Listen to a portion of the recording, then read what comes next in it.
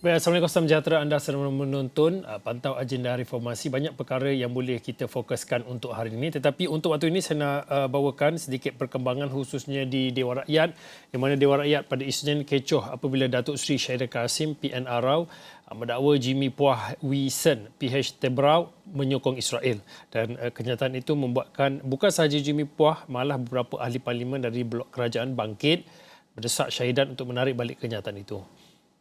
Kalau dia mengaku, dia tak kata dia menyokong Israel. Tapi sekarang saya dengan dia, bukan dengan orang lain. Okey, bukan Arau. dengan Cokit Road. Saya dengan Arau saja. Yang lain sila duduk, yang lain sila duduk.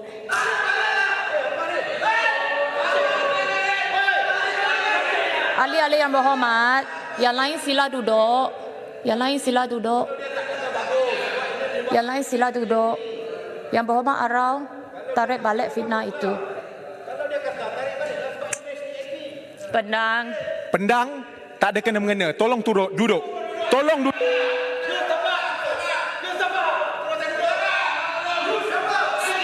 Ahli-ahli yang berhormat, kalau tak dapat duduk, saya akan silakan keluar dari Dewan.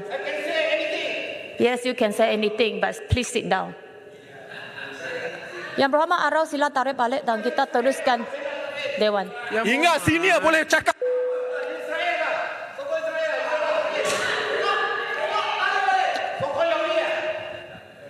Itu tak betul tu Ini pendang. perangai ahli parlimen PAS ke? Yang berhormat, Buat perduduhan saja.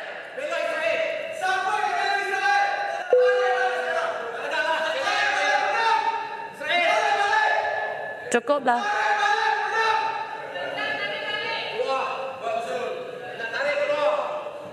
Yang berhormat, kalau dia tidak kata dia menyokong Israel dan dia mengaku, saya tarik balik lah. Apa Ya. bising sangat.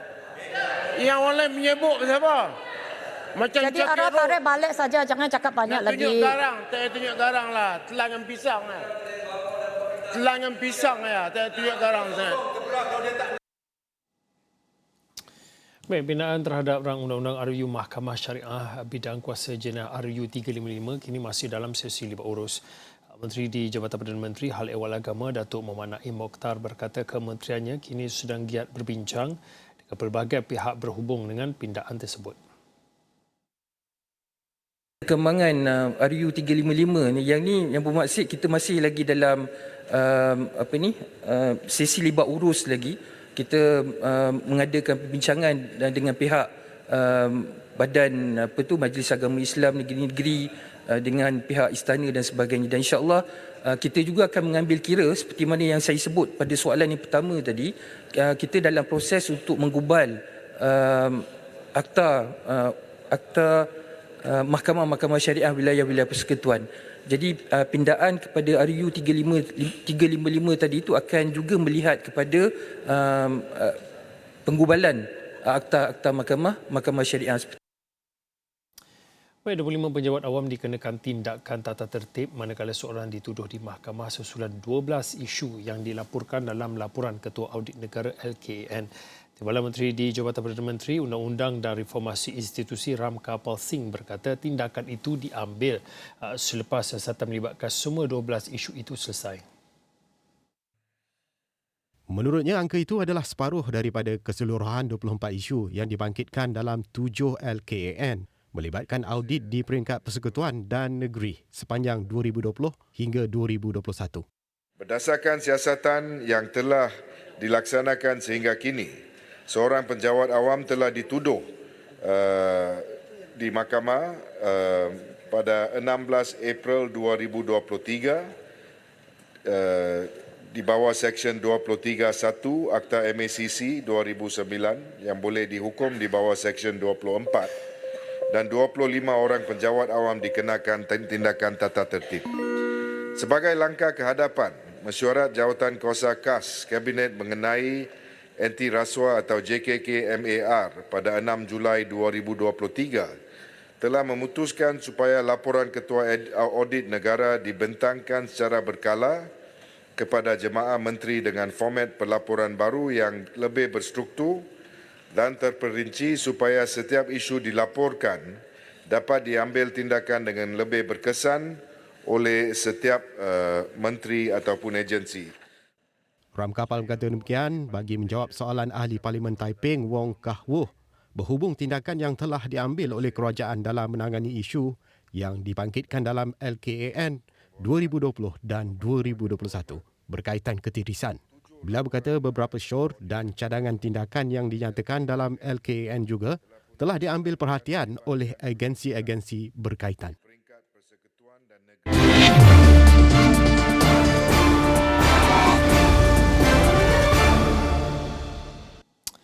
Baik, itu tadi 3 laporan ataupun perkembangan semasa khususnya berkaitan dengan sidang perbahasan di Dewan Rakyat, laporan lanjut dan juga berita-berita lain yang bersangkut paut dengan laporan di Dewan Rakyat kami pautkan di platform extraordinary.com. Tetapi ini adalah salah satu lagi tumpuan untuk hari ini yang mana kerajaan bersetuju subsidi dan juga kawalan harga bagi ayam ditamatkan sepenuhnya bermula pada 1 November ini.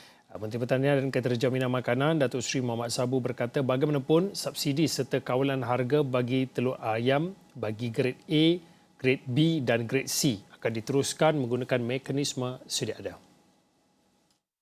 Katanya ia selaras dengan pendekatan penyasaran semula subsidi secara berfasa. Menurutnya sejak Februari 2022 kerajaan menanggung RM3.8 bilion untuk subsidi telur dan ayam. Kerajaan telah bersetuju agar subsidi dan kawalan harga bagi ayam sahaja yang akan ditamatkan sepenuhnya bermula 1 November 2023. Subsidi serta kawalan harga bagi telur ayam grade A, B dan C akan diteruskan menggunakan mekanisme sedia ada. Rasional penamatan subsidi secara pukal bagi ayam adalah untuk mengurangkan ketirisan subsidi di mana pada ketika ini ianya turut dinikmati oleh warga asing dan golongan berpendapatan tinggi. Penamatan harga kawalan ayam diambil bagi menyokong kemampanan industri pengeluaran ayam tempatan.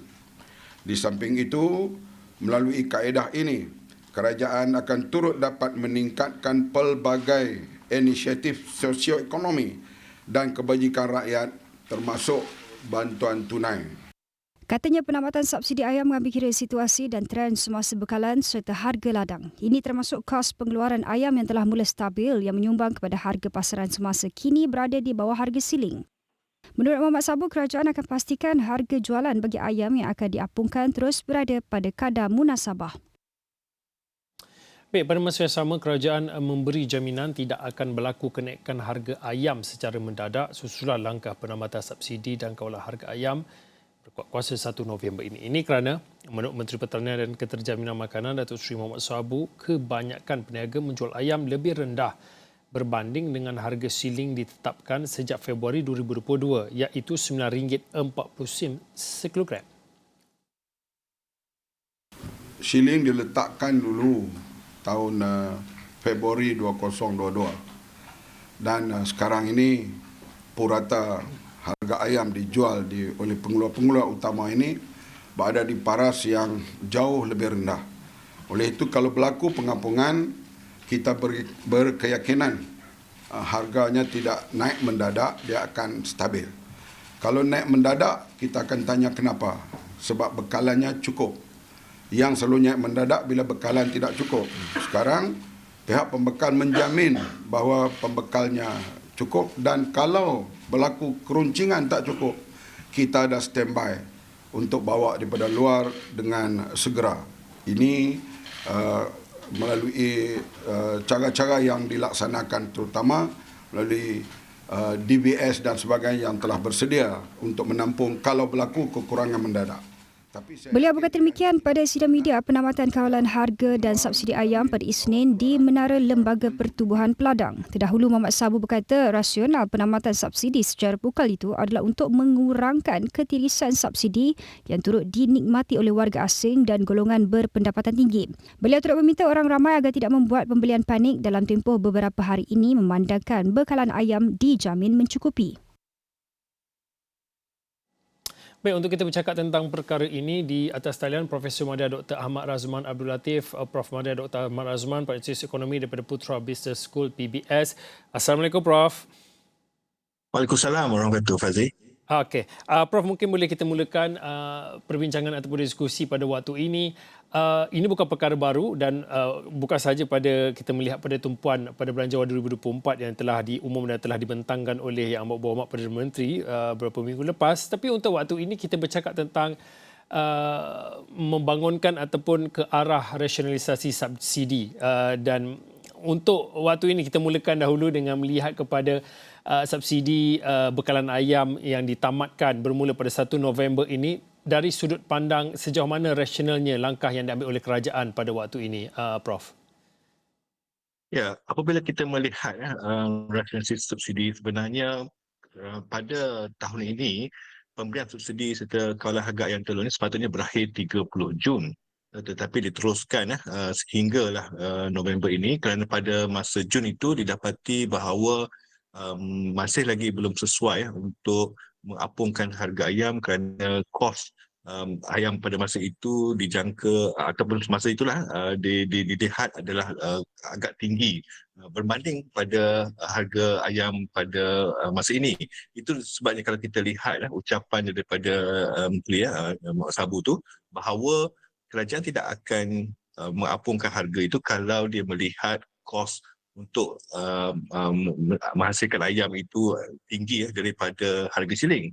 Tetapi apabila kita lihat di negara kita Malaysia ini, kita sebenarnya adalah negara pengeksport bersih untuk ayam dan juga telur. Bermakna kita menghasilkan lebih bekalan ayam dan telur yang kita boleh gunakan untuk mengeksport ke negara jiran. Apabila kita telah mula pulih dari segi pengeluaran, penghasilan telur dan juga ayam dan mencapai orang kata skala ekonomi membolehkan kos penghasilan itu semakin rendah per ayam, maka di situlah kerajaan melihat bahawa sudah masanya untuk kita tidak lagi mengenakan kawalan harga dan juga pemberian subsidi untuk ayam kerana sepatutnya tidak menjadi isu. Ayam sepatutnya kekal rendah. Dan mungkin kalau kita tengok telur tu masih lagi subsidinya ada sebab kos menghasilkan telur tu mungkin masih lagi tinggi. Tetapi untuk ayam sepatutnya tidak lagi orang kata ada isu harga naik walaupun tiada lagi subsidi dan juga kawalan harga lah. Prof, kalau kita melihat kepada kewajaran ataupun rasionalnya langkah ataupun tindakan yang diambil oleh kerajaan ini selain pada untuk mengurangkan berlakunya ketirisan dalam pemberian subsidi, perlu juga kita melihat kepada bagaimana langkah kerajaan ini untuk ataupun nak membawa satu perkabaran bekalan ayam di pasaran pada ketika ini adalah stabil. Tetapi acap kali dan beberapa tahun lepas dan setiap kali ataupun setiap tahun akan ada berlakunya dakwaan wujudnya gangguan dalam rantaian bekalan ayam misalnya. Tapi untuk waktu ini, saya nak tanyakan kepada Prof, jika penambatan subsidi yang akan dilaksanakan pada 1 November ini, apa impaknya khususnya kepada harga yang telah diapungkan ini? Adakah akan ada berlakunya selepas ini kenaikan mendadak bagi bekalan ayam di pasaran, Prof?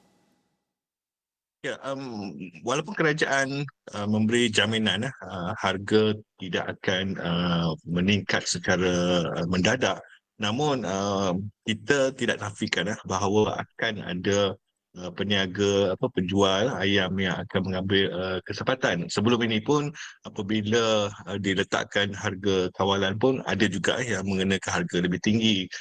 Dia letak harga ikut harga kawalan tapi bila nak potong ke nak cuci ke dia charge ekstra. Dan di situ kita lihat kita nafikan bahawa kemungkinan akan berlaku di tempat-tempat tertentu yang peniaga akan meletakkan harga yang lebih tinggi yang mungkin tidak musabah, terlalu drastik. Oleh itu peranan kita sebagai pembeli itu amat penting untuk kita membuat laporan. Kita ada akta kawalan harga pencatatan 2011 yang membolehkan untuk pengguna, pembeli untuk membuat laporan jika berlakunya isu ataupun insiden peniaga menaikkan harga ayam yang terlalu tinggi. Tetapi yang memerlukan kerjasama lah daripada semua pihak. Kalau kita laporkan tetapi bukan di platform yang sesuai, mungkin kalau kita letak kat sosial media platform mungkin tidak berkesan. Tapi kalau kita terus pergi ke laman tersawang, telefon hotline, email, nombor telefon, banyak cara untuk kita melaporkan ini, maka saya yakin peniaga tidak akan berani menaikkan harga suka hati dan kita akan dapat menikmati harga ayam yang mungkin sekitar harga siling sekarang. Okey, Prof, kita nak berehat seketika. Mungkin selepas ini kita nak melihat kepada apa cara dan juga mekanisme yang boleh difikirkan ataupun yang boleh dilakukan untuk kerajaan, khususnya untuk kita melihat kepada nak menangani impak kepada langkah yang akan diambil oleh kerajaan bermula 1 November ini, iaitu penamatan subsidi bagi bekalan harga ayam. Kita nak berehat seketika, kembali selepas ini.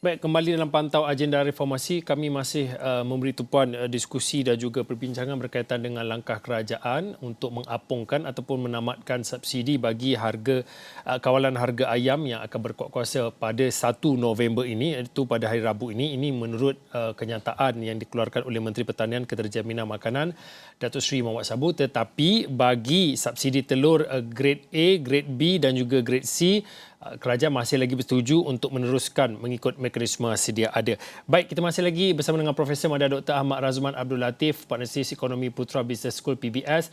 Prof, kalau boleh saya nak bawakan sedikit laporan. Sudah tentu apabila kerajaan mengumumkan perkara ataupun langkah yang cukup drastik, cukup besar pada waktu ini, sudah tentu ia akan memberi sedikit impak pada tanggapan dan juga persepsi rakyat. Saya bawakan sedikit laporan berita tentang penambatan subsidi ayam. Jangan buat pembelian panik. Ini menurut Menteri Sarawak, yang mana pengguna di Sarawak dinasihatkan agar tidak membuat pembelian panik susulan pengumuman penamatan subsidi dan juga kawalan harga ayam yang berkuat kuasa pada 1 November ataupun pada Rabu ini.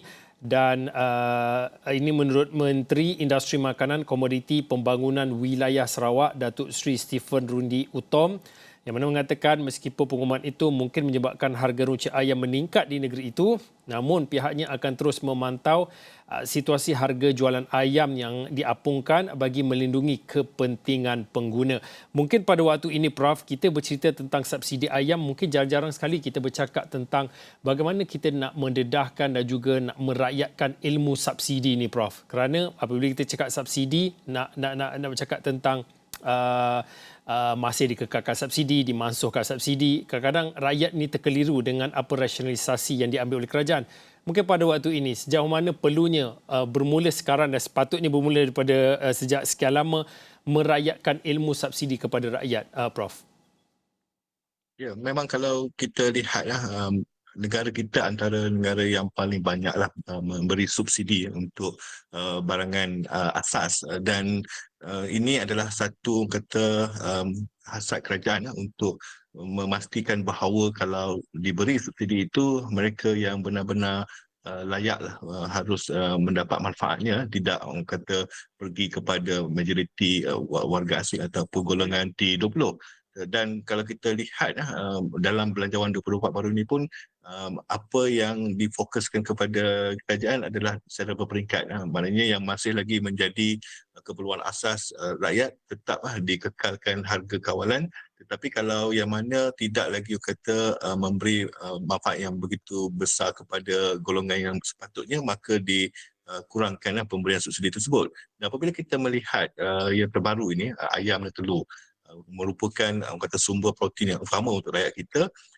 Pengekalan subsidi untuk telur menunjukkan bahawa pada masa ini belum sesuai kerana mungkin kos penghasilan telur itu terlalu tinggi. Jadi kalau diapungkan akan menyebabkan kos sara hidup meningkat. Tetapi mengapa kerajaan telah kata mengapungkan harga ayam? Kerana dilihat kos untuk menghasilkan ayam itu telah jatuh ke paras yang rendah, iaitu sepatutnya tidak berlaku situasi harga ayam itu akan meningkat kerana telah diberi jaminan, telah diberi data oleh pengeluar ayam bahawa mereka boleh lagi menjual ayam pada harga sekitar harga siling. Di situ rakyat kena faham apakah rasionalisasi setiap subsidi itu. Ianya bukannya semata-mata hanya untuk kalau kerajaan ada banyak duit bagi subsidi, tidak, tetapi dia melihat kepada kepentingan rakyat, pengguna, peniaga, pengeluar barangan asas tersebut, dan juga implikasi terhadap keperluan kerajaan untuk menguruskan fiskal dengan lebih berkesan supaya impak itu lebih ketara berbanding hanya memberi subsidi secara pukal. Prof, dalam perkembangan yang lain, seperti apa yang dikongsikan Prof, kerajaan memberi jaminan tidak akan berlakunya harga ayam akan melambung meningkat dengan apa yang telah diputuskan bermula 1 November ini, iaitu tiada subsidi bagi harga bekalan ayam. Tapi untuk waktu ini Prof, akhirnya kita bercerita tentang nak melindungi kepentingan pengguna. Sudah tentu apa sahaja langkah yang diambil oleh ataupun yang telah ditetapkan di peringkat persekutuan itu setidak-tidaknya akan ada impaknya. Kalau tak besar adalah sedikit. Tapi untuk waktu ini apa sebenarnya langkah dan juga mekanisme untuk pastikan rakyat khususnya bagi golongan yang berpendapatan rendah ini tidak terbeban daripada apa sahaja langkah yang diambil oleh kerajaan. Kalau subsidi diberhentikan, mungkin ada perkara-perkara lain boleh dipertimbangkan seperti bantuan tunai ataupun penambahan bantuan tunai ataupun pemberian baucer ataupun apa sebenarnya mekanisme yang boleh diatur oleh kerajaan. Okey, pertama sebagai rakyat inilah kita masanya untuk menggunakan kuasa rakyat itu sendiri. Ada 2 aplikasi yang telah dibangunkan oleh 2 kementerian. Kementerian Ekonomi telah membangunkan aplikasi Kita Jaga dan juga Kementerian Perdagangan Dalam Negeri dan Hak Ehwal Pengguna membangunkan aplikasi Price Catcher. Kedua-dua aplikasi ini membolehkan kita melihat barangan yang dijual oleh setiap kedai runcit mengikut lokasi, dan kita boleh bandingkan harga-harga barangan tersebut termasuk ayam, dan kita boleh tahu yang mana yang kita boleh dapatkan dengan murah. Dan ini membolehkan kita berkongsi maklumat dan data ini sesama kita supaya kita memberi sokongan kepada peniaga yang masih lagi menawarkan harga ayam pada yang harga yang berpatutan. Dan kalau kita dapat jumpa mereka yang meletakkan harga tinggi, kita harus segera laporkan kepada penguatkuasa supaya tidak ada pihak yang mengambil kesempatan. Itu di peringkat rakyat. Pada masa yang sama kita lihat kerajaan juga dalam Belanjawan 24 sudah mula mengarahkan ataupun menyalurkan hasil negara itu ke arah pemberian lebih kepada pemberian tunai, sumbangan tunai rahmah naik kepada 10 bilion berbanding subsidi telah dikurangkan daripada 64 bilion kepada 58. Ini supaya mereka yang memang masih lagi terkesan dengan sara hidup akan dapat bantuan tunai dan terus memberi impak kepada golongan ini. Kalau dulu subsidi pukal ini semua dapat, 30 pun dapat dan sebagainya. Tetapi kali ini nampak itu peruntukan ataupun perbelanjaan untuk tahun depan itu lebih kepada golongan yang memerlukan. Itu yang kita harapkan berlaku, iaitu tidak ada lagi free rider yang mengambil kesempatan atas subsidi daripada kerajaan. Okey, baik. Terima kasih Profesor Madya Dr. Ahmad Razman Abdul Latif, Prof. Madya daripada Institut Ekonomi daripada Putra Business School, PBS, mana berkongsi pandangan melihat kepada keputusan kerajaan yang mana bersetuju untuk menamatkan subsidi bagi kawalan harga ayam yang berkuat kuasa pada 1 November ataupun pada Rabu ini. Sebaliknya, bagi subsidi telur grade ABC dikekalkan dan diteruskan mengikut mekanisme sedia ada. Baik, saya kira itu saja untuk waktu ini. Pantau agenda reformasi. Saya Fauzi Zin Sahumat.